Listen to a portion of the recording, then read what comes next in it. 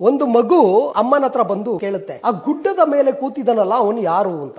ಅವನು ಇವನು ಅನ್ಬೇಡ, ಅವರು ಪರಮಜ್ಞಾನಿ ಬುದ್ಧ ಅಂತ ಹೇಳುತ್ತೆ ತಾಯಿ. ಆವಾಗ ಬುದ್ಧ ಅಂದ್ರೆ ಏನು ಪರಮಜ್ಞಾನಿ ಎಲ್ಲ ಗೊತ್ತಾ ಅಂತ ಕೇಳಿದಾಗ ಹೌದು ಹೌದು ಅಂತ ಹೇಳುತ್ತೆ ತಾಯಿ. ಹಾಗಾದ್ರೆ ಒಂದು ಹುಡುಗ ಒಂದು ಪ್ಲಾನ್ ಮಾಡ್ತಾನೆ, ಒಂದು ಚಿಟ್ಟೆ ಹಿಡ್ಕೊಳ್ತೀನಿ, ಈ ಬಟರ್ಫ್ಲೈ ಚಿಟ್ಟೆ ಹಿಡ್ಕೊಳ್ತೀನಿ ಕೈಲಿ, ಅದನ್ನ ಹಿಡ್ಕೊಂಡು ಬುದ್ಧನ ಹತ್ರ ಹೋಗ್ತೀನಿ, ಎಲ್ಲಾದ್ರೂ ಬುದ್ಧನ್ ಕೇಳ್ತೀನಿ, ಈ ಚಿಟ್ಟೆ ಬದುಕಿದೆಯೇ ಸತ್ತಿದೆಯೇ ಅಂತ ಕೇಳ್ತೀನಿ. ಸತ್ತಿದೆ ಅಂತ ಹೇಳಿದ್ರೆ ಆರಕ್ ಬಿಟ್ಬಿಡ್ತೀನಿ, ಬದುಕಿದೆ ಅಂದ್ರೆ ಅಲ್ಲೇ ಇಚ್ಚಿಟ್ಬಿಟ್ಟು ಸಾಯಿಸ್ಬಿಡ್ತೀನಿ. ಈಗ ಬುದ್ಧಂಗೆ ಸೋಲ್ಸಕ್ಕೆ ಒಳ್ಳೆ ಅಸ್ತ್ರ ಅಂತ ಹೇಳಿ ಮಗು ಹೋಗುತ್ತೆ. ಮಗು ಹೋಗಿ ಅವನಿಗೆ ಜ್ಞಾನದಿಂದ ಎಬ್ಬರಿಸಿದಾಗ ಬುದ್ಧ ಕೇಳ್ತಾನೆ, ಹೇಳು ಮಗು ಏನು ನಿನ್ನ ಸಮಸ್ಯೆ ಅಂತ. ಆವಾಗ ಬುದ್ಧನ ಹತ್ರ ಮಗು ಹೇಳುತ್ತೆ, ಈ ಕೈಯಲ್ಲಿ ಚಿಟ್ಟೆ ಇದೆ, ಬದುಕಿದೆಯೇ ಸತ್ತಿದೆಯೇ ಅಂತ ಕೇಳಿದಾಗ ಬುದ್ಧ ಒಂದೇ ಒಂದು ಉತ್ತರ ಕೊಡ್ತಾರೆ. ಅದೇನಂತ ಹೇಳಿದ್ರೆ, ಇದಕ್ಕೆ ಉತ್ತರ ನಿನ್ನ ಕೈಯಲ್ಲೇ ಇದೆ, ಇಚ್ಕಿದ್ರೆ ಸತ್ತೋಗುತ್ತೆ, ಬಿಟ್ರೆ ಹಾರೋಗುತ್ತೆ ಅಂತ. ಅಂದ್ರೆ ಲೈಫ್ ಅಲ್ಲಿ ನಾವು ಕೂಡ ಏನೇ ಮಾಡಕ್ ಹೊರಟಿದೀವಿ ಅದಕ್ಕೆ ಉತ್ತರ, ನಮ್ಮ ಜೀವನದ ಉತ್ತರ ನಮ್ಮ ಕೈಯಲ್ಲೇ ಇದೆ. ಇಚ್ಕಿದ್ರೆ ಸತ್ತೋಗುತ್ತೆ, ಬಿಟ್ರೆ ಹಾರೋಗುತ್ತೆ. ಏನ್ ಮಾಡ್ಬೇಕು ನಾವು ನಿರ್ಧಾರ ಮಾಡ್ಬೇಕು.